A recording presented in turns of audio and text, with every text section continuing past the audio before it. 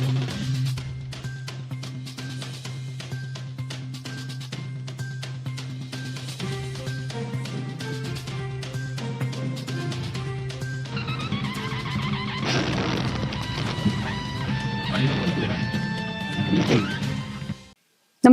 आपण पाहता हिरकणी न्यूज.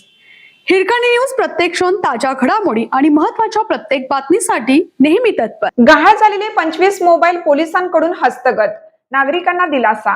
वाठार पोलीस स्टेशनच्या पथकाने सायबर पोलिसांच्या मदतीने नागरिकांचे गहाळ झालेले 6,15,000 रुपये किमतीचे एकूण 25 मोबाईल हस्तगत करून त्यांना परत केले.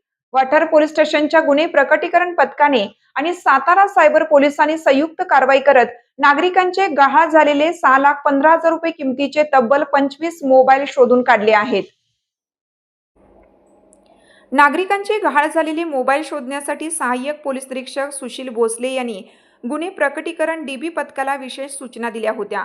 या पथकाने सातारा सायबर पोलिसांच्या मदतीने तांत्रिक बाबींचा कसून तपास केला. महाराष्ट्र आणि इतर राज्यात वापरले जाणारे हे मोबाईल शोधून काढण्यासाठी धारकांशी वारंवार संपर्क साधण्यात आला. या चिकाटीच्या तपासामुळे परिसरातील नागरिकांचे गहाळ झालेले 25 मोबाईल हस्तगत करण्यात पोलिसांना मोठं यश आलं. हस्तगत केलेले सर्व मोबाईल आवश्यक प्रक्रिया पूर्ण करून संबंधित नागरिकांना सुपूर्द करण्यात आले आहेत. गहाळ मोबाईल शोधण्याची ही मोहीम यापुढेही सातत्याने राबवली जाईल, अशी माहिती सुशील भोसले यांनी दिली.